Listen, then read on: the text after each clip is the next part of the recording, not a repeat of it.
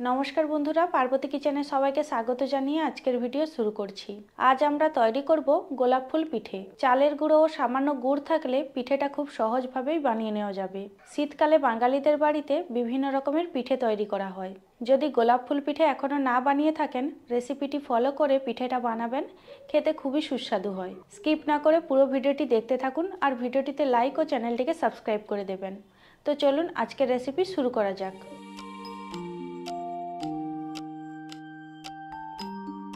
প্রথমে গুড়ের শিরা তৈরি করে নেব।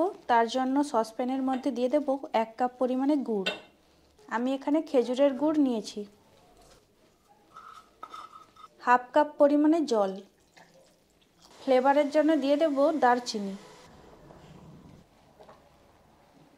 গ্যাসের ফ্লেম মিডিয়াম টু হাইতে রেখে 3 থেকে 4 মিনিট ফুটিয়ে নিয়েছি। এর বেশি ফোটাবো না। এবার নামিয়ে নেব। দেখুন, এই রকমই পাতলা শিরা তৈরি করতে হবে, খুব বেশি গাঢ় করলে হবে না। কড়াইতে দিয়ে দেব 1.5 কাপ পরিমাণে জল।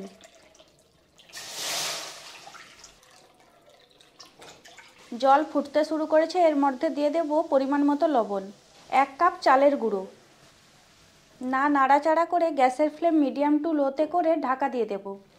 3-4 মিনিট পর ঢাকা খুলে নেব। ভালো করে মিশিয়ে ডোয়ের আকারে তৈরি করে নেব।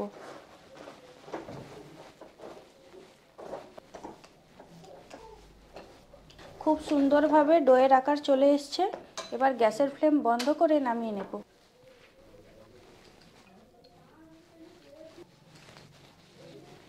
গরম অবস্থায় ভালো করে দেবে নেব। দাবার কাজটা বেশ অনেকটা সময় ধরে করতে হবে, তাহলে পিঠেগুলো খুব সুন্দরভাবে হবে, কোনো রকমভাবে ফেটে যাবে না। অনেকটা সময় নিয়ে ভালো করে দেবে নিয়েছি। আর ডোটা দেখুন একদম স্মুথ হয়ে গেছে। আর এই রকমই ডোটা তৈরি করতে হবে। অর্ধেকটা কেটে নেব।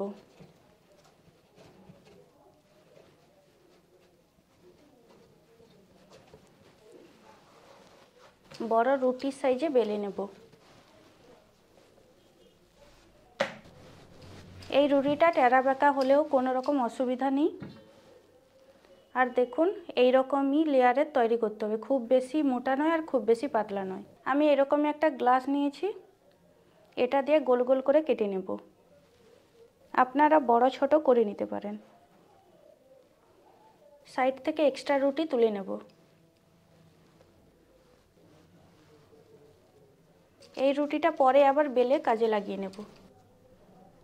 সবগুলো ডো একসঙ্গে বেলে কাটবো না, তাহলে শক্ত হয়ে যাবে। এখন যেই কটা কেটেছি সেইগুলো দিয়ে গোলাপ ফুল তৈরি করে নেব। সবার প্রথমে একটা গোল রুটি নিয়ে এইভাবে পাকিয়ে নেব। তারপর এক একটা নিয়ে এইভাবে ওপরে ওপরে লাগিয়ে দেব। এটা বলে বোঝানো যাবে না, আপনাদের দেখে বুঝে নিতে হবে। আর একটু সাইড থেকে চেপে চেপে দিতে হবে, তাহলে একটার উপর একটা ভালোভাবে লেগে যাবে।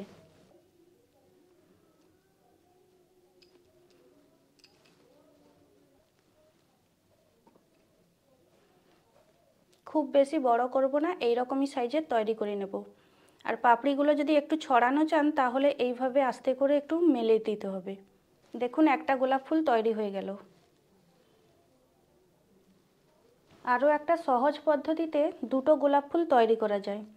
একটার উপর একটা এইভাবে বসিয়ে দেব। একটার উপর একটা বসানোর আগে একটু জল লাগিয়ে এইভাবে চেপে দেব।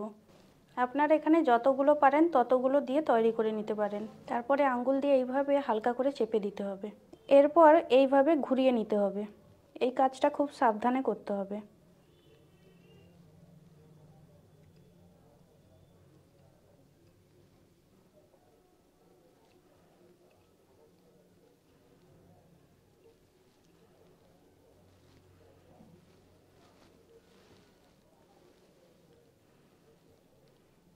শেষ প্রান্তটায় একটু জল লাগিয়ে দেব। দেখুন, দুই দিক থেকে গোলাপ ফুল খুব সুন্দরভাবে বোঝা যাচ্ছে। এবার মাঝ বরাবর খুব সাবধানে কেটে নেব।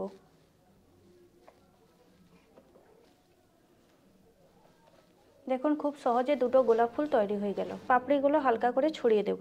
সবগুলো গোলাপ ফুল পিঠে তৈরি করা হয়ে গেছে। এবার গোলাপের পাতা তৈরি করে নেব।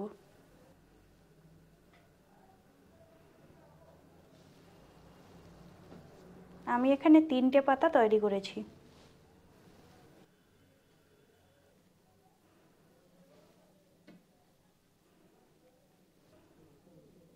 পাতা, গোলাপ ফুল সব পিঠে রেডি হয়ে গেছে। এবার ভেজে নেব। তেল গরম হয়ে গেছে, পিঠাগুলো এক এক করে তেলের মধ্যে দিয়ে দেব।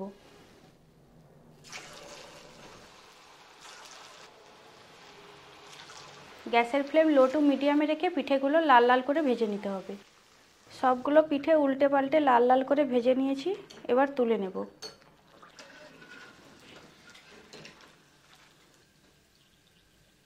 ভালো করে তেল ঝরিয়ে এই গরম অবস্থায় গুড়ের রসের মধ্যে দিয়ে দেব।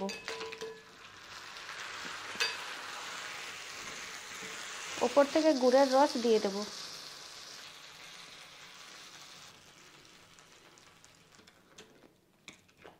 এইভাবে উল্টে দিয়ে বেশ কিছুক্ষণ রেখে দেব। বাকি পিঠেগুলো ভেজে নেব। সবগুলো পিঠে ভাজা হয়ে গেছে, তুলে নেব।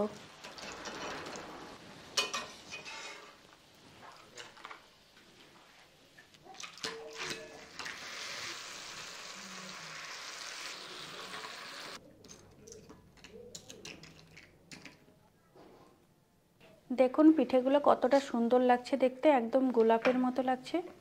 এইভাবে আপনারা বাড়িতে অবশ্যই বানাবেন, আর বানালে খেতে কেমন হলো কমেন্ট করে জানাবেন। দেখুন আওয়াজ শুনে বুঝতে পারছেন নিশ্চয়ই কতটা ক্রিস্পি হয়েছে পিঠেগুলো। আজকের এই সহজ পিঠার রেসিপি আপনাদের কেমন লাগলো অবশ্যই কমেন্ট করে জানাবেন। ভিডিওটিতে লাইক, শেয়ার, কমেন্ট ও চ্যানেলটিকে সাবস্ক্রাইব করে দেবেন। পুরো ভিডিওটিতে পাশে থাকার জন্য আপনাদের অসংখ্য ধন্যবাদ। আপনারা সবাই সুস্থ থাকবেন, ভালো থাকবেন। আবার দেখা হবে অন্য কোনো নতুন রেসিপির সঙ্গে। আর যদি কোনো নতুন রেসিপি দেখতে চান কমেন্ট করে জানাবেন।